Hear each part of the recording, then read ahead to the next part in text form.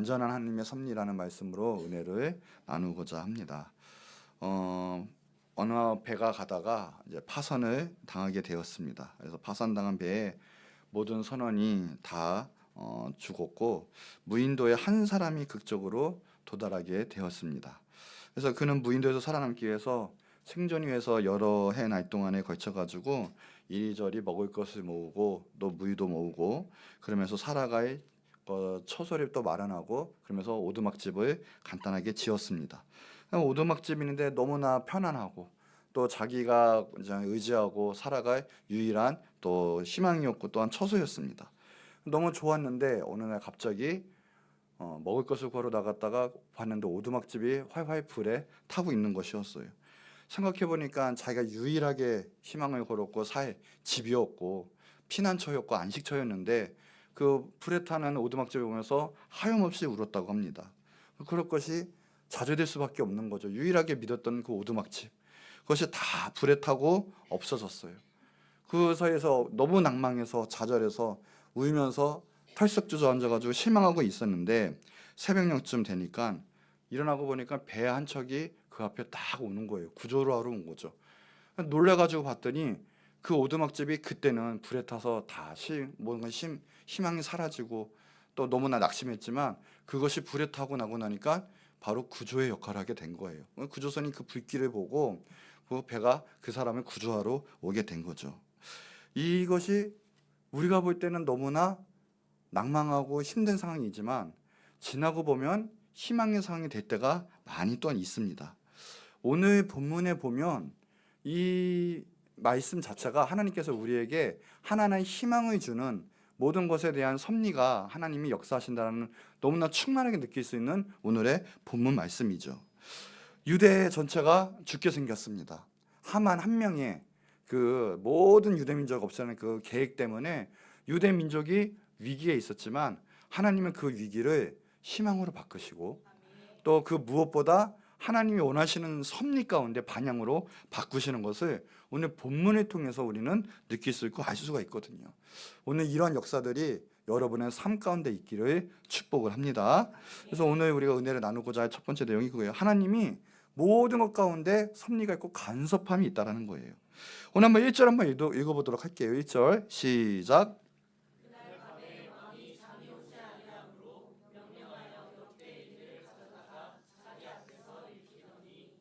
아멘. 때마침 그건데 왕이 잠이 오질 않았어요. 왕이 충분히 잠이 들 수도 있는 상황이었지만 또 하필 그날따라 왕이 잠이 들지를 못한 거죠. 왜 하나님께서는 잠을 들지 못하게 하셨을까? 하나님은 잠을 통해서도 역사하시는 하나님인 걸 믿으시기 바랍니다. 여러분 잠이 안 오실 때는요 걱정하지 마세요. 이러한저런 잠 오는 때는 일어나서 하나님 음성에 귀를 기울이시기 바랍니다. 왜 내가 잠이 안 올까? 왜 내가 힘들까? 또 내가 무슨 일이 있을까 할 때는 하나님의 음성에 귀를 기울이세요. 실망하지도 마시고 낙심하지도 마시고 스트레스 받지도 마시고 기도하세요. 찬양하세요. 하나님의 잠을 통해서도 역사하십니다. 또 반대로 모르드게는 그럴 때 잠을 또 잘 수도 있었어요. 그러니까 우리는 쉽게 말하면 잠을 잘 자던 못 자던 하나님의 섭리 가운데 역사하는 하나님이 우리 통해서 역사하신다는 걸 꼭 믿으셔야 돼요. 그러니까 우리는 잠을 자도 못 자도 하나님의 은혜가 있어요.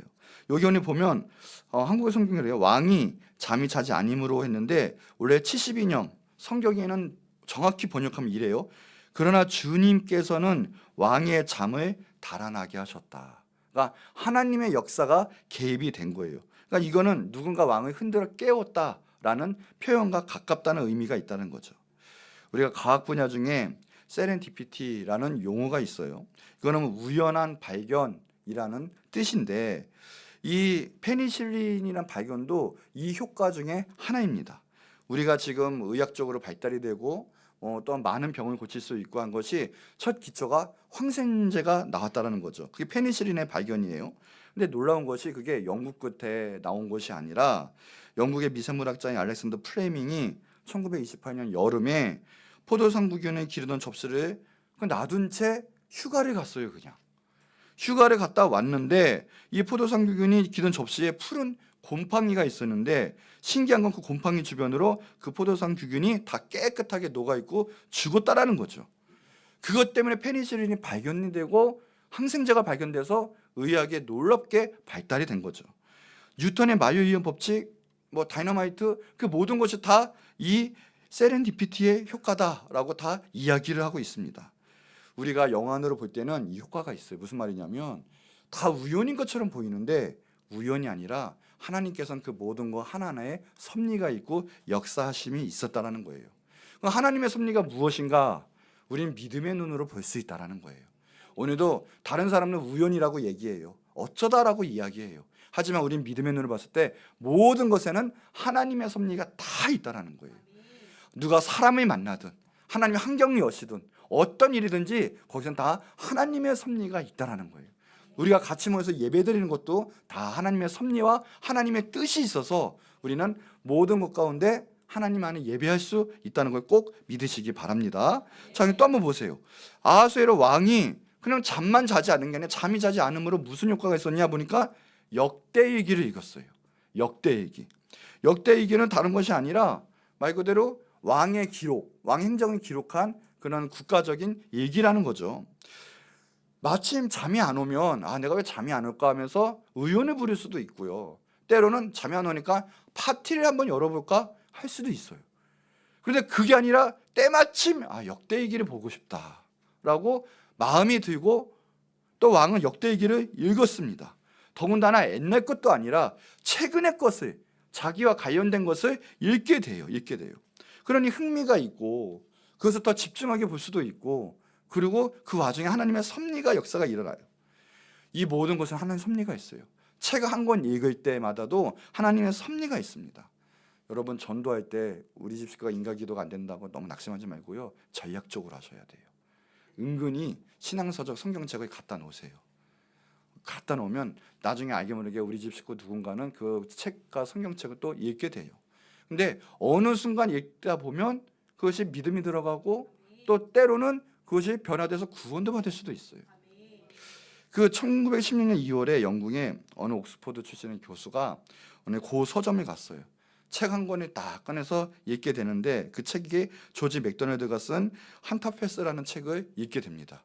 근데 그 교수가 그 책을 읽다가 기독교 신앙에 눈을 뜨고, 그리고 그 안에 감동이 생겨가지고 예수 그리스도를 영접하게 되고 전문적으로 예수 그리스도를 전해야 되겠다라는 또 마음을 먹고 사명을 얻게 됩니다. 그 사람이 그래서 기독교 신앙과 복음을 변증하게 되고, 그래서 많은 그 시대 때 사람에게 감동을 주고 기독교를 변증하게 됐어요. 그 사람의 이름이 바로 C.S. 루이스라는 사람입니다. 교수입니다. 그 C.S. 루이스도 책 한 권 때문에 변화를 받았거든요. 우리는 무엇을 짓느냐가 중요해요. 세상 허망한 책, 쓸데없는 가치관을 주는 책, 이런 거 말고 성경책을 집어드는 거예요. 또한 내 안에 술, 담배, 도박 이런 거 말고 내 안에 복음지, 전도지를 집어들고 복음을 전할 때 놀라운 생명 역사가 일어나게 된다는 거죠.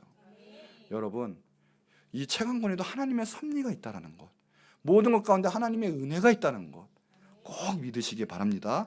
다양한 방법 가운데 역사가 일어나요. 그러니 항상 모든 것 가운데 책도 그렇고요, 찬양도 틀어놓고요, 항상 말씀도 틀어놓고요, 그래 보세요. 하나님의 은혜가 임합니다. 실질적으로 항상 하나님의 은혜 가운데 도전하는 그 모든 것 가운데는 하나님의 섭리가 있어요. 그러니 하나님인 역사가 있을 때 그것을 반드시 풀어내는 역사가 있기를 바랍니다. 그러니 다른 거 하지 마시고 어떻게 하면 예수님을 전할까, 복음을 전할까, 그래서 집중하는 여러분 되실 때 하나님의 섭리가 그것에 가득 차고 넘쳐나게 될 거예요. 오늘 성경에서도 마찬가지예요. 왕 가운데 하나님의 섭리가 역사가 있어요. 역대기를 읽게 되죠. 자, 2, 3절 한번 읽어볼까요? 본문 시작. 빅다나와 데레스가 아하수에로 왕을 암살하라는 것을 모르드게가 고발하였다 하였는지라.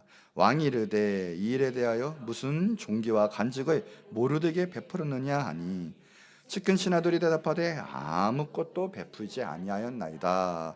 여기에서도 또 하나님의 역사와 섭리가 막 일어나게 돼요. 보세요. 역대기를 읽다가 때마침 최근에 자기와 관련된 사건을 보다가 봤는데 누가 나와요? 나를 암살하려던 사람이 있었어요. 두 사람이 있었는데 그거 누가 막아요? 모르드게라는 사람이 막게 돼요. 이야, 내 생명이 은인인데 하물며 얼마나 중요한 사람이고 얼마나 그 사람에게 감사하겠습니까? 생명의 은인이에요. 그래서 이거는 그냥이 아니라, 아니 간직뿐만 아니라 존귀하게 했느냐, 대접을 그렇게 했느냐라고 물어보는데 뭐예요? 아무것도 베푸지 않았습니다. 아무것도 하지 않았습니다.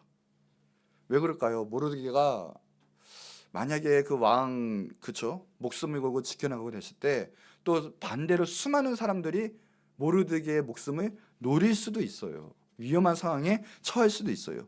그러나 역사적으로 되게 신빙성 있는 학자들의 말은 그거예요. 뭐냐면 당시가 그리스 전쟁 패배 후에 얼마 되지 않은 때였고 에스더도 왕으로 즉위한 지 얼마 되지 않은 때이기 때문에 이래나 저래나 나라가 좀 뒤숭숭한 때였어요.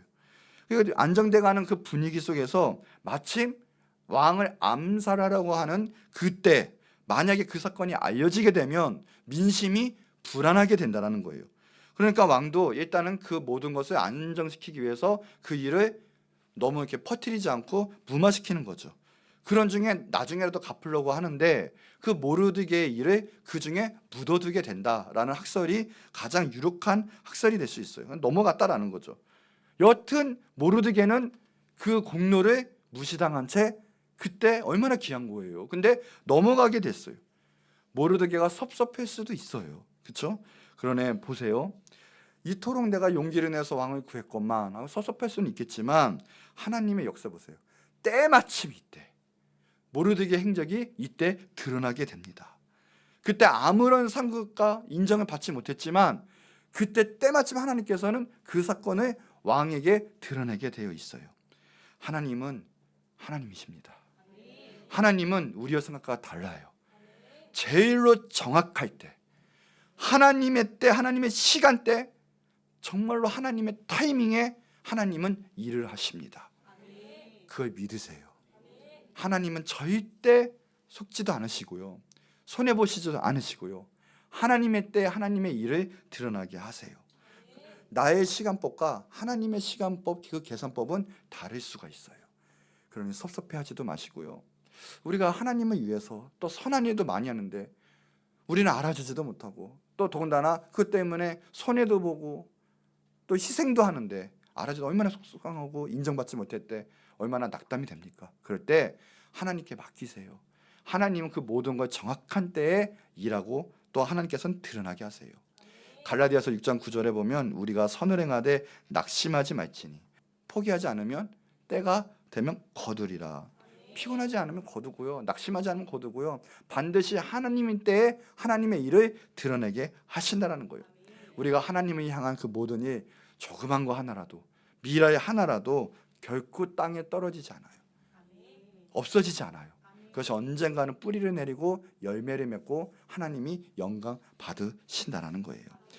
정확히 그래서 그 사건 뒤에 5년 뒤에 왕이 그 사건을 알게 돼요. 만약에 그때 이 모르드게가 그냥 그 보상 받았으면 그냥 금은 보화로 끝났을 거예요. 그냥 그 정도의 수준으로. 그러나 하나님께서는 꼭 숨겨놨다가 나중에 유대민족의 그 위험 때 유대민족을 살리시려고, 수백만의 유대민족을 살리시려고 구원의 역사의 드라마를 쓰시려고 그 재료를 숨겨놨다가 5년 뒤에 정확하게 드러나겠습니다. 하나님은 실수가 없으세요. 해볼까요? 하나님은 실수가 없으시다. 그래서 하나님의 사람은요, 이 작은 것 탐하다가 큰 건 잃어버리면 안 돼요. 그런 말이 있잖아요. 소탐 대실. 절대 그리서는 안 돼요. 하나님은 우리 가운데 최고의 것으로 역사하시는 걸 꼭 믿으세요. 반전의 드라마를 쓰시는 분이 바로 하나님이세요. 그는 정확한 타이밍 가운데 하나님이 일하신다. 하나님은 언제나 옳다. 하나님은 언제나 완전하시다. 하나님은 선하시다. 우리는 늘 고백하고 나가고 늘 하나님의 은혜에 감사하며 나갈 때 하나님이 그것 가운데 강력하게 역사하시는 거예요. 지금 우리가 하나님을 향한 성, 또 하나님을 위한 삶, 때로는 인정받지 못하는 것처럼 느껴져도요, 하나님은 그거 다 기억하고 계시고 하나님의 방법으로 갚아주신다는 것 낙심하지 마세요. 하나님 꼭 붙들고 사세요. 하나님 반드시 그때 역사하십니다. 자, 4, 5절 한번 읽도록 할게요. 시작. 누가 뜰에 있느냐? 마침 하만이 자기가 세운 나무 모르드게 달기를 왕께 구하고자 하여 왕궁 바깥뜰에 이른지라. 측근 신하들이 아뢰되 하만이 뜰에 섰나이다. 왕이 이르되 들어오게 하라 하니. 참 또 기가 막힌 하나님의 섭리가 있어요. 와, 이거 어떻게 하냐, 이거 갚아야 되겠는데 막 왕이 이제 모르드게 향한 사랑과 막 측은이 넘쳐날 때 때마침 또 하필 또 이 하만이 왕에게 가는 거예요. 측은 도장을 찍는 거죠. 또 적시에 또 왕궁 왕 앞에 들어가게 돼요. 하필 또 역대의 길을 읽고 모르드게가 나를 구했구나 할 때 때마침 남들보다 더 빨리. 왜요? 악한 의도를 가지고 이 민족을 다 죽여야 되겠다. 정말 악한 의도를 가지고 빨리 출근을 해요. 왕 앞에. 근데 왕은 때마침 역대의 길을 읽고 모르드게에게 상을 줘야 되겠구나. 그러니까 지금 줘야 되겠다. 걔 아무도 없느냐 할 때 하만이 딱 들어오게 되는 거예요. 하만의 입장에서는 정말 악하게 온 거예요.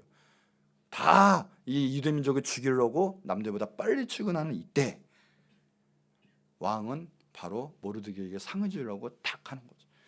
하나님은 그러니까 일하고 계세요. 일하고 계시는 거예요. 마귀가, 악한 사람이, 마귀가 그렇게 하나님의 나라를 깨트리고 사람을 죽이려고 해도, 그렇게 부지런하게 일하고 해도 하나님은 벌써 알고 미리 계획하신 가운데 일하고 계신 거예요. 우리도 낙심하지 말아야 할 이유는 하나님이 일하고 계세요. 나를 통해서 반드시 하나님의 크신 영광이 드러나게 될 거예요. 하나님 믿으세요. 하나님은 전지전능하시고요, 못할 게 없으세요. 그러니 걱정하지 마세요. 하나님께 맡기면 하나님은 이미 일하고 계시고 계신 거예요. 하나님이 나를 위해서 일하시고 하나님이 나를 통해서 역사하시고 하나님이 우리 편이라면 누가 나를 막을 수 있겠습니까? 이게 바로 마귀의 한계예요. 마귀는 어떻게 할 수가 없어요. 이 하만이 악한 사단의 배우처럼 사단이 일을 하고 있는 것처럼 보이지만 이 모르드게 에스더 뒤에 있는 하나님의 일은 더 크게 일하시는 분이세요. 마귀는 절대 하나님을 이길 수가 없어요. 마귀는 유대민족을 다 없애야 되겠다. 왜요? 그래야지 예수 그리스도가 나오지 않거든요. 전 세계가 파멸에 빠지거든요. 그래서 지금도 유대민족을 없애려고 그렇게 애를 쓰는 거예요. 그런데 하나님은 그걸 아시고 미리 막으시는 거예요. 때마침 하나님의 섭리 가운데 왕이 역대의 길을 읽고 모르드게의 행적을 알게 하는 거죠. 마귀는 대단해요. 영적으로 어마어마해요. 민감하죠. 영의 뚜렷한 역사가 있죠. 그러나 하나님과 다른 점은 마귀는 미래에도 무서부지하지도 못해요. 전지전능하지도 못해요. 하나님의 것을 가지고 이용하는 게 마귀예요. 그러니 구체적인 미래 하나님이 역사하시면 마귀는 알 도리가 없잖아요. 하나님께서 딱 비밀의 커튼을 치시면 마귀는 결코 알 수가 없어요. 우리를 건들 수도 없어요. 그러니까 우리를 불안해하고 우리의 신앙 믿음을 흔들게 하고, 그게 마귀의 역사지 우리를 해할 수가 없는 거예요. 우리가 자발적으로 우리가 마귀 게임에 넘어가서 우리가 무너져서 마귀 편을 들으는 거, 그 마귀는 그렇게 역사하는 거지 대놓고 우리의 생명과 우리의 모든 영혼을 건들 수가 없어요. 마귀는 그게 한계예요. 그러니 하나님이 우리를 붙잡고 계시면 누가 우리를 건듭니까? 우리는 정말 축복받은 자예요. 이미 마귀를 깨부신 자고 생명을 얻은 자예요. 사망 권세를 이긴 자예요. 그게 바로 예수님 믿는 사람들이에요. 우리 해볼까요? 옆 사람 보고, 당신은 최고로 축복받은 자입니다. 최고로 위대하신 분이십니다. 또 하나 할까요? 마귀를 이긴 자입니다. 아멘. 누구예요? 예수님을 통해서. 우리는 그런 자예요. 마귀 못 건드려요. 고린도전서 2장 11절 12절에 보면 사람의 일을 사람 속에 있는 영 외에 누가 알리요? 하나님의 영 외에는 아무도 알지 못하리라. 하나님이 일할 때 하나님밖에 모르는 거예요. 마귀 몰라요. 그러니 보세요. 우리가 세상의 영을 받지 아니하고 오직 하나님으로부터 온 영을 받았다. 그럼 어떻게 해요? 우리는 성령의 역사 가운데 하나님의 일을 깨달아 알아가는 자예요. 어마어마한 자예요. 우리는 최고의 탑 리더가 그 사람과 같이 일하려고 모든 계획을 논할 때도 얼마나 프라이드가 느껴져요. 대통령이 와서 내가 5년 동안 이렇게 일할 건데 무슨 일을 해다오. 아니면 내 직장 제일 높은 사람이 와가지고 우리 기업이 이럴 건데 이것 좀 요즘에 하자. 기획을 나누고 계획을 하고 내 포부를 알리는, 그렇게 같이 일하는 거 얼마나 뿌듯해요. 그렇잖아요. 하물며 하나님이 인류 역사의 그 모든 구원의 섭리 가운데 우리와 함께 일하시고 우리에게 가르쳐 주시고 우리에게 능력을 주시는데 얼마나 우리는 뿌듯한 자예요. 얼마나 힘이 있는 자고요. 능력 있는 자입니까? 마귀는 그거 못 건드려요. 다만 우리가 하나님께 떠나가서 우리를 무너뜨리게 하는 게 마귀죠. 그래서 하나님의 계시를 받고 하나님의 뜻을 안다는 것은, 이것은 뭐 우주 전체를 소유한 것보다 더 큰 은혜와 축복이에요. 하나님의 사랑을 받은 자예요. 우리는 지금도 하나님의 뜻을 알 수가 있어요. 하나님의 계시를 받을 수가 있어요. 깨달아 알 수가 있는 자들이에요. 얼마나 큰 은혜 받은 자예요. 마귀도 못 건드려요. 죽은 권세도 우리가 어떻게 할 수가 없어요. 마귀는 능력은 대단해요. 하지만 우리의 능력은 하나님이 계시기 때문에 더 대단해요. 마귀를 이긴 자예요. 그러니까 마귀를 두려워할 필요가 없어요. 마귀가 지금 세상 권세를 장악하고 있지만 마귀, 역사의 주관자이신 하나님의 역사 따라할 수도 없고요. 하나님의 속내를 알 수도 없고요. 성령의 역사를 따라갈 수도 없어요. 그러니 우리는 하나님을 의지하고요.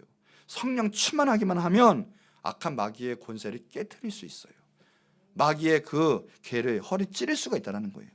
그러니 우리가 중요한 것은 하나님 안에 꼭 붙어 있어야 돼요. 하나님의 사람이라면 하나님의 뜻 가운데, 죄 가운데 무너지지 말고 세상 가치관 그것에 따라가지 말고.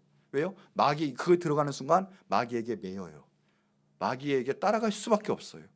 그러니 마귀의 권세에 이기고 하나님 안에 거하면 우리는 이길 수 아니 이미 이긴 자예요. 그러니 늘 예수 그리스도 보혈 안에 우리는 적셔야 돼요. 늘 하나님 말씀 안에 충만해야 돼요. 그럴 때 악한 마귀는 우리를 건들 수가 없습니다. 그 예수님의 보혈이 우리를 보호해줘요. 악한 사단의 길을 깨트리는 거예요. 하나님의 사이 가운데 우리를 막아줘요. 그러니까 늘 우리는 예수 그리스도의 보혈로 정결케 되고 그리고 예배하는 여러분 되시기 바랍니다. 자, 히브리서 2장 14절 16절에 보면 그래요. 예수님이 오신 목적대에 나타나 있는데 예수님이 오신 목적이 무엇이냐 이거예요. 자녀들은 혈과 육에 속했어요. 우리 육이 있잖아요. 그러니까 이런 전쟁이 있는 거예요. 그래서 예수님도 또한 같은 모양으로 오신 거예요. 혈과 육을 함께 지닌. 근데 왜 그렇게 오셨느냐? 자, 예수님은 죽음을 통해서 죽음의 세력 잡은 자 누구요? 마귀를 멸하시러 오신 거예요. 예수님이 오신 목적은 뭐예요? 예수님의 보혈로 말미암아 우리 모든 죄가 정케받고 그리고 마귀를 멸하시러, 마귀의 사망 권세를 깨트리시러 예수님이 오신 거예요. 그래서 우리는 이제 죽음의 권세에서 이겼어요. 죽기를 무서워하는 한평생 매어 종노릇하는 모든 자들을 해방시켜 주셨어요. 예수님이 오신 목적은 그겁니다. 그러니 마귀가 아무리 우리를 두렵게 해도 두려울 이미 필요가 없는 거예요. 왜요? 예수님이 이미 멸하셨어요. 이겼어요. 마귀는 입에 빠진 사자밖에 되지 않아요. 아무렇지도 못해요. 그러니 마귀 권세 대적하고요. 늘 예수 그리스도의 그 보혈로 적시고 하나님 말씀으로 충만하고 주님 안에 거하시기 바랍니다. 자, 6절 9절부터 읽어볼게요. 시작. 하만이 들어오거늘 왕이 묻되 왕이 존재하지 않기를 원하는 사람에게 어떻게 하여야 하겠느뇨. 하만이 심중에 이르되 왕이 존귀하게 하기를 원하는 자 나 외에 누구리요 하고 왕께 아뢰되 왕께서 사람을 존귀하게 하시려면 왕께서 입으시는 왕복과 왕께서 타시는 말과 머리에 쓰시는 왕관을 가져다가 그 왕복과 말을 왕의 신하 중 가장 존귀한 자 손에 맡겨서 왕이 존귀하게 원하는 사람에게 옷을 입히고 말을 태워서 성중 거리로 다니며 그 앞에 반포하여 이르기를 왕이 존귀하게 하기를 원하시는 사람에게는 이같이 할 것이다. 하소서. 참 여기도 하나님의 섭리가 나타나 있습니다. 만약에 이때 왕이 그래요. 이름을 대놓고 야 모르드게에게 어떻게 상금을 주면 좋겠어. 어떻게 상을 줬으면 좋겠어 라고 하만에게 말했으면 어떻게 했을까요? 난리가 났죠. 야 모르드게 하면 이제 역사는 달라질 거예요. 모르드게가 어떤 사람인지 아십니까? 막 이러면서 해방하고 막 그냥 그쵸? 참소하고 이럴 거예요. 중상모략 했을 거예요. 그런데 하나님의 섭리가 때마침 왕이 뭐라고 해요? 왕이 원하는 사람. 예전 성경에는 왕이 기뻐하는 사람에게 어떻게 대접을 해야 되겠느냐, 상금을 줘야 되겠느냐. 이 말하는 거에도, 이 어휘에도 하나님의 섭리가 다 깃들어 있었어요. 내가 무심코 말하는 그 모든 것들 다 하나님의 역사가 있어요. 그러니까 우리는 말 조심해야 돼요. 한 말 한 말이 사람에게 생명을 줄 수도 있고요, 사람의 감동을 통해서 그 인생의 길을 다르게 만들 수도 있거든요. 그래서 시편 기자가 그러잖아요. 141편 3절에 여호와여 내 입에 파수꾼을 세우시고, 파수꾼을 어디다 세워요? 입에다가. 내 입술의 문을 지키소서라고 해요. 우리는 혀 기도해야 돼요. 입술 기도해야 돼요. 말을 입에서 기도해야 돼요. 야고보서 3장 6절에 혀는 곧 불이요 불의의 세계라. 혀는 우리 지체 중에서 온몸을 더럽히고 삶의 수레바퀴를 불사르나니 그 사르는 것이 지옥불에서 나느니라 그랬거든요. 혀 때문에 우리 인격을 왔다 갔다 할 수가 있어요. 혀 하나로, 우리 말 한마디로 사람을 살릴 수도 있고 사람을 죽일 수도 있어요. 사람을 상처 줘서 낙담시킬 수도 있고요, 영혼의 상처를 또 망가뜨릴 수도 있고요. 또 반면에 복음을 전하고 예수님을 증거하고 생명의 말씀으로써 사람을 살릴 수도 있어요. 내 입에 파수꾼을 세우소서 기도하는 거예요. 우리가 기본적으로 하나님께 쓰임받는 사람들은 이 말, 혀에 후연이 되어 있어요. 그래서 이사야도요, 먼저 혀로, 하나님께서 불로 혀를 지지세요. 우리가 하나님께 쓰임 받으려면 기본적으로 이 말, 이 언어 하나님이 바꿔놓으세요. 왜요? 그게 안 되면 하나님의 일을 할 수가 없어요. 그러니 누가 보면 알아요. 아무리 하는 척하지만 근본적으로 닥쳤을 때 하나님 말씀이 나오고 사랑의 언어가 나오고 위로가 나오고 회복하는 단어가 나오고 하나님의 사람들이에요. 근데 아무리 열심히 잠깐 반짝인 척하지만 어느 순간 보면 부정적이고 불평하고 낙담적이고 욕하고 헌담하고 시기하고 질투하고, 이 안에 아직은 뭐예요? 변화받은 게 아니에요. 우리 크리스천은 그래서 욕하면 안 돼요. 욕하지 마세요. 찔러도요, 감사의 말이 나와야 돼요. 긍정적인 말이 나와야 돼요. 위로하고 사람을 살리는 말이 나와야 돼요. 더 나아가서 이사야는 뭐라고 합니까? 주 여호와께 학자의 혀를 내게 주사. 50장 4절에 보니까 뭐예요? 혀가 학자의 혀. 그래서 뭐예요? 남을 살리고 남을 도우고 하나님의 뜻을 이룰 수 있는 내 말, 내 언어가 되게 하옵소서라고 기도하는 거예요. 아하수에로 왕이 만약에 모르드게에게 어떤 상금을 줄까 했으면 난리가 났어요. 하나님께서 강력하게 역사하십니다. 그 섭리 가운데 역사하세요. 내가 원하는 자에게 어떻게 하면 좋을까? 그랬더니 하만이 뭐라고 해요? 그게 자기인 줄 알고 깜빡 쏟는 거예요. 깜빡. 그 사람에게는요, 막 이렇게 해야 돼요. 막 있는 대로 다 해요. 다 이렇게 대접해야 돼요. 저렇게 대접해야 돼요. 막. 사도 바울이 그러죠. 로마서 11장 33절에 모든 것은 하나님의 섭리가 있는데 고백을 해요. 그 하나님의 섭리에 대해서 깊도다. 하나님의 지혜와 지식의 풍성함이요.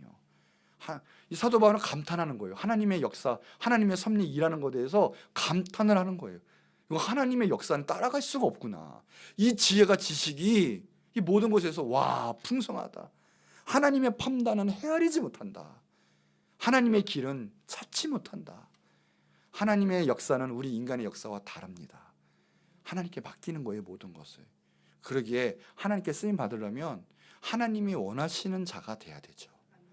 그러니까 우리 말, 우리 성품, 우리 생각, 하나님 기뻐하시는 자가 돼야 돼요. 그러면 알아서 하나님의 섭리가 나타날 수 있거든요. 그러니까 내 인생도 하나님 붙잡아 주시는 거예요. 하나님이 함께해 주시는 거예요. 그러니까 내 입술의 말도, 내 모든 행동을 통해서 하나님의 나라로 하나님의 역사가 일어나게 하는 거죠. 하나님께 맡기세요. 그럼 우리는 두려워할 필요가 없어요. 하나님 우리를 사용하실 거예요. 자, 이제 막 높입니다. 그랬더니 이제 두 번째 우리가 알아야 될 게, 결국에는요, 자기가 이렇게 잘하는 것처럼 보이고 하지만 악인은 정죄받고 심판받게 되어 있어요. 오늘 지금 읽은 거 8, 9절에도 보면 그래요. 보세요. 뭐라고 해요? 왕께서 입히시는 왕복, 왕께서 타시는 말, 쓰시는 왕관, 계속 왕이에요. 그래서 왕이 존귀하게 하시기를 원하는데, 그러면서 이같이 왕처럼 하기를 원한다. 뭐예요? 하만은 결국은요, 자기가 뭐처럼 되기 원해요? 왕처럼 되기 원하는 거예요. 하만의 속내는 자기가 왕이 되고 싶어 하는 거예요. 왕처럼 대접받고 싶어 하는 거예요. 그런데 그 왕처럼 대접받고 싶은 그 하만이 뒤통수를 맞게 됩니다. 자, 10절 한번 읽어볼까요? 자, 시작. 이에 왕이 하만에게 이르되 너는 내 말대로 속히 왕복과 말을 가져다가 대궐 문에 앉은 유다 사람 모르드게에게 행하되 물은 내가 말한 것에서 조금도 빠짐없게 하라. 이거는 이제는 자기가커녕 자기가 모르드게의 시중을 하루 종일 듣게 생겼어요. 시편 109편 17절에 그가 저주하기를 좋아하더니 그것이 자기에게 임하고 축복하기를 기뻐하지 아니하더니 복이 그에게 멀리 떠났다라고 얘기하거든요. 자기가 높아지고 자기 중심적인 사람, 교만한 사람은 하나님이 버리세요. 축복 안 해주세요. 조려 그 말했던 그 저주가 그에게 임해요. 그러나 하나님을 높이고 겸손하고 늘 축복하는 사람에게는 그 축복이 자기에게 임하게 되는 거예요. 우리 옆 사람을 한번 해볼까요? 당신을 축복합니다. 당신에게 하나님의 사랑이 충만하기를 축복합니다. 아멘. 계속 축복하는 거예요. 계속 축복하는 거예요. 그 축복이 임하는 거예요. 근데 하만은 그러지 않아요. 남들 다 깔아뭉개고요, 죽일 생각이나 하고 있고 자기가 왕이 될 생각이 하는 거예요. 자기만 높아지는 거예요. 하나님 그거 너무 싫어하시거든요. 그냥 역전이 되는 거예요. 자, 그 말이 떨어지는 순간 너 말대로 그대로 해라. 누구에게? 모르드게에게. 하만이 어떻겠습니까? 모르드게. 자, 11절 한번 읽도록 할게요. 자, 시작. 하만이 왕복과 말을 가져다가 모르드게에게 옷을 입히고 말을 태워 성중의 거리로 다니며 그 앞에 반포하다. 왕이 존귀하게 하신 원하는 사람에게. 하만이 아마 제일 힘들어했던 부분이 이거일 거예요. 뭐예요? 자기가 높아져야 되는데 자기를 너무 깔봤던 사람, 그래서 자기를 깔봐서 죽이려고 했던 사람을 자기가 그 사람을 높여야 한다니. 여러분 상상해 보셨습니까? 혹시 그걸 아십니까? 그 마음을. 내가 그 사람 너무 싫은데 그 사람이 높아지고 내가 그 사람을 섬겨야 된다는 것. 어떤 사람은 그거 죽기보다 싫어하는 사람도 있을 거예요. 그런데 모르드게를 섬기는 하만이 바로 이런 케이스가 됐어요. 교만은 패망의 선봉입니다. 겸손한 자는 하나님이 높여주실 거예요. 겸손은 다른 게 아니에요. 나를 죽이고 하나님의 뜻을 드러내고 하나님이 높아지기를 원하는 사람들이에요. 그러니까 얼마나 낙담했을까요? 정말 죽기보다 싫었을 거예요. 정말. 하만의 태도 보세요. 자, 12절 시작. 모르드게는 다시 대궐문으로 돌아오고 하만은 번뇌 머리를 싸고 급히 집으로 돌아가서. 보세요. 어떻게 합니까? 완전히 낙담해서요, 대궐문에 들어왔는데 하만이 없으니까 번뇌했다. 번뇌했다는 뜻은 뭐냐? 완전히 초죽음이다라는 뜻이에요. 보이는 게 없다라는 뜻이에요. 머리를 싸가지고요, 그렇게 와서 이제 급하게 막 집에 이제 들어오게 된 거예요. 너무 괴로운 거예요. 너무 괴로워요. 여러분들 보세요. 오늘 보세요. 하만은 어떤 태도를 취해요? 회개했습니까? 안 했습니까? 그냥 후회하고 번뇌하는 거예요. 괴로워하는 거예요. 하만의 태도는 단순히 그거였어요. 거기에 내가 뭘 잘못했지? 라는 회개가 없어요. 내가 이거 잘못한 것 같아. 내가 인생이 지금 꼬이는 것 같아. 빨리 돌이켜야 되겠다 하는 마음은 하만에게서 찾아볼 수가 없어요. 고통은 축복일 수도 있어요. 그러나 회개 안 하는 자에게는 정말 고통은 절망이에요. 정말 고통이에요. 정말. 중요한 것은 회개하냐 회개하지 않느냐. 회개를 거절하는 사람에게는 축복과 구원과 은혜는 없어요. 파멸과 절망뿐이에요. 하만은 회개가 없어요. 자기가 힘들어하는, 끝까지 낙심하는 자기 상황과 자기 감정에만 지금 여전히 머물러 있어요. 회개가 없어요. 회개가 없으면요 하나님 그 사람을 긍휼히 여기지 아니하세요. 회개하는 것은 가장 큰 축복이에요. 그래서 내가 근데 하나님께 돌아가야 되겠다, 회개해야 되겠다, 아니 회개합니다 하는 사람은 이미 하나님이 역사하시는 사람이에요. 그러나 그 회개의 감정마저, 회개 아니 역사마저 거절하는 사람, 정말 불행한 사람이요 하나님이 그 사람을 거부하게 될 거예요. 오늘도 회개하는 은혜가 임하면 그 사람은 축복받은 사람이고요, 그리고 하나님 용서해 주실 거고요, 그리고 미래가 열릴 거예요. 그러나 끝까지 고집하고 회개하지 아니하면 오늘 하만처럼 그냥 번뇌하는 건데, 그 번뇌는 뭐냐? 악한 영이 내 영을 지배한다는 뜻이에요. 날 지배한다는 뜻이에요. 묶인다는 뜻이에요. 없어요. 미래가 없어요. 캄캄하게 될 거예요. 회개 없는 번뇌, 이것은 절망이요 파멸이에요. 그것이 곧 보면 하만의 인생이 되죠. 베드로와 가룟 유다의 차이점은 다른 데 있지 않아요. 바로 회개했느냐 회개하지 않았느냐의 차이점이에요. 베드로는 회개했어요. 예수님께 돌아갔어요. 예수님을 찾았어요. 주님을 위해 살았어요. 회개했어요. 그러나 가룟 유다는 뭐예요? 후회하고 한탄만 했어요. 여전히 예수님을 바라보고 예수님께 가지 않고 여전히 뭐예요? 자기 중심 안에 머물러 있었어요. 한탄만 하는 거예요. 후회만 하는 거예요. 결국은 악한 것을 이기지 못하고 가룟 유다는 자결하고 말았어요. 오늘도 우리가 임해야 될 것은 회개의 은혜가 임해야 돼요. 회개 안 하면 심판이다. 자 보세요. 13절 14절. 자 시작.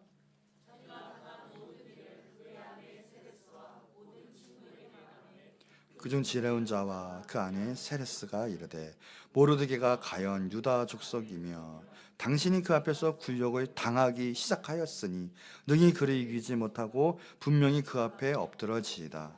아직 말이 그치지 아니하여 왕의 내시들이 이르러 하만에 데리고 에스더의 베푼 빨리 나아가리라. 보세요. 이게 마지막 부분이에요. 참 저는 이거 보면서 야 하만의 아내도 진짜 하만의 아내다 이 생각을 하게 됐어요. 대단해요. 하만의 아내라가 뭐라고 해요? 처음에 앞부분 보세요. 하만이 굴욕을 갖고 뭔가 승승장구해서 보니까 하만이 아내는 하만에게 막 아부하잖아요. 쉽게 말하면 당신 최고입니다. 당신 뜻대로 하세요. 막 그 사람들 대적하는 사람 다 죽여야 돼요. 막 하만의 막 진짜 마음의 오른편처럼 막 하고 있지만 보세요. 바로 기울어지는 걸 느끼는 순간 하만이 바로 하만한테 뭐라고 그래요? 그 아내가 야 당신 끝났다 안 된다 이거예요. 그 앞에서 이제는 기울어졌다. 굴욕을 당하기 시작했으니 당신은 그 앞에 꼬꾸라질 것이다. 대놓고 저주를 해요. 하나님의 사람이 아닌 사람들은요, 내가 이익이 있으면 그 사람한테 붙지만 그게 떠나가는 순간 내 이익이 먼저잖아요. 그 사람 위로하긴커녕 대놓고 안 되는 거 있으면 안 되는 거대로 그대로 저주해요. 그게 하나님이 아닌 사람들의 특징이에요. 근데 그 아내는 대놓고 딱 느꼈어요. 보면 상황 판단은 되게 빠른 사람이에요. 보니까 이 세리스가 딱 봤는데 벌써 아닌 거예요. 하만 죽었다. 기울어지고 있다. 끝났다. 아마 옛날에서 이혼 준비하고 있었을 거예요. 아마 넌 끝났다. 안 되겠다. 벌써 이 말하고 있잖아요. 하만이 얼마나 힘들었을까요? 이제 다 떠나가는 거야. 내 주변에 있는 사람이 다 떠나가요. 이제 악인의 결론은 그거예요. 외로워요. 남는 게 없어요. 다 떠나가는데 그 와중에도 보세요. 뒷말 말이 끝나기도 전에 왕의 신하들 내시들이 와가지고 하만을 바로 데려가요. 하나님의 일은요 정확하고요, 하나님의 일은 멈출 수가 없고요, 하나님의 일은 신속하고요, 누가 멈출 수가 없어요. 정말 악인이 힘들어해도요 악인이 힘든 거지 하나님 일은 계속돼요. 힘들어하기 전에 끝나기도 전에 하나님의 일은 진행이 되고 있어요. 지금 누구요? 에스더가 진행을 하잖아요. 잔치를 열어서 하만을 끌어당기잖아요. 그 하나님의 일은 진행이 계속되고 있는 거예요. 지금 악인은 무너져가고 있고 그들은 뭐 상관이 없어요. 하나님의 일 진행이 되고 있는 상태로 그냥 끌려당기는 거예요. 지금 하만이. 하나님의 역사는 그런 데 있어요. 그럼 우리는 하나님께 신경을 쓰고 초점을 맞춰야지 악인이 잘 되고 악인이 승승장구하고 그거 바라볼 필요가 없어요. 왜요? 악인은 반드시 정죄당해요. 반드시 심판이 있거든요.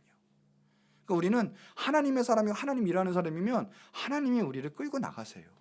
우리는 하나님이 주시는 역사의 주인공으로 하나님이 사용하실 거란 말이죠. 오늘 하나님을 바라보시는 여러분 되시기 바랍니다. 악을 도모했던 사람 다 떠나가요. 하나님이 악인을 심판하시잖아요. 이것이 악인의 결론이에요. 하나님의 섭리는 다 숨겨져 있고요. 악인을 심판하신다는 거 믿으시기 바랍니다. 하나님 꼭 붙으세요. 자, 결론이에요. 여기 보면 우리는 하나님을 모른다면 보세요. 사람들은 우연이라고 얘기해요. 그러나 보세요. 우리 믿음이 있는 사람들은 우연을 가장한 하나님의 섭리예요. 다 하나님이 일하고 계셨어요. 이 6장은 에스더 전체에서 정말 멋있는 장면이에요. 이제 우리 죽었구나. 유대민족 어떡하냐. 모르드게 에스더 죽으면 죽으리다 하고 이거 어떡합니까 하고 주님께 나아갔더니 하나님이 6장에서 보여주시잖아요. 내가 못할 것 같냐? 자, 봐 하면서 하나하나 일을 시작하시는데 왕에게 잠을 안 주세요. 역대이기를 읽게 하세요. 모르드게 행적을 그때 때마침 알게 하시고 드러나게 하세요. 왕에게 마음을 주세요. 때마침 하만이 그때 와가지고 이렇게 해야 합니다 라고 악인을 통해서 하나님의 일이 드러나게 하세요. 여러분, 하나님 완전하세요. 여러분이 지금 힘들고 정말 깜깜하고 어떡합니까 해도요, 하나님은 지금 여러분의 인생을 통해서 하나님의 영광 받기 위해서 일하고 계세요. 하나님이 여러분 영광을 받기 위해서 지금 우리는 낙심하고 쉬고 있어도요, 하나님은 쉰 적이 없으세요. 끊임없이 지금도 나를 통해서 역사하시기 위해서 하나님은 이미 일하고 계시고요, 악한 역사가 틈타지 못하게 해서 지켜보고 계시고요, 늘 우리의 사랑을 통해서 우리를 견인해 나가고 계신 거예요. 놀라운 하나님의 섭리가 우리 인생 가운데 계속 있는 거예요. 오늘도 수없이 하나님의 섭리가 있기에 오늘 지금 이 자리 가운데서 하나님의 말씀을 깨닫고 하나님을 예배할 수 있었던 거예요. 하나님께서는 이해할 수 있는 방법으로 그 섭리로 우리를 끌고 나고 계세요. 하나님의 방법은 하나님의 때에 하나님이 이루어 주십니다. 우리는 몰라요. 하나님은 계획을 다 갖고 계세요. 우리 눈에는 우연이다 라고 생각하지만 하나님의 역사는 우연이 없어요. 다 뜻이 있었고요, 섭리가 있었고 그것을 우리 통해서 나타나고 계시는 거예요. 우리는 하나님이시라고 하나님을 진정 믿고 그 안에 거하기만 하면 하나님의 그 놀라우신 역사가 우리 통해서 나타나게 되실 거예요. 미국에 있었던 일이에요. 미국 목사님이 이야기했던 내용인데, 자기 그 목사님 교인 중에 신실한 젊은 부부가 있었대요. 이 부부가 뉴욕의 아파트에 살고 있다가 이사하게 됐는데, 미국은 대부분, 우리는 지금 너무 좋잖아요. 이삿짐 센터 부르면 되는데, 미국은 그런 것보다 그냥 자기가 구해서 친구들과 때로는 아는 사람들과 함께 이삿짐을 같이 나르는 문화라는 거죠. 그래서 이제 이 부부도 그렇게 이제 차를 빌리고 스스로 이삿짐을 나르려고 딱 하고 있는데, 살던 아파트가 5층이어서 짐을 엘리베이터를 통해서 짐을 내리고 있었던 중이에요. 근데 마지막 침대 매트리스를 나르려고 하는데 엘리베이터가 고장이 난 거예요. 할 수가 없었대요. 와, 그렇게 힘들게 이 매트리스 들고 5층에서부터 낑낑대고 다 내려오고 차까지 가는 20m 거리에서 걸려고 딱 하는 순간에 갑자기 저 위에서요, 지금 20m 되는 넘지 거기서 갑자기 누가 좀 도와주세요 그러는 거예요. 봤더니요, 건물 위쪽에 4층이거든요. 4층 높이에 사는 그 아이가 놀다가 난간에 매달리게 된 거예요. 떨어지게 생긴 거예요, 아이가. 와, 그거 보고 뭐 생각할 틈도 없이 놀래가지고 자기가 갖고 있던 매트릭스를 거기에 던져놓은 거예요.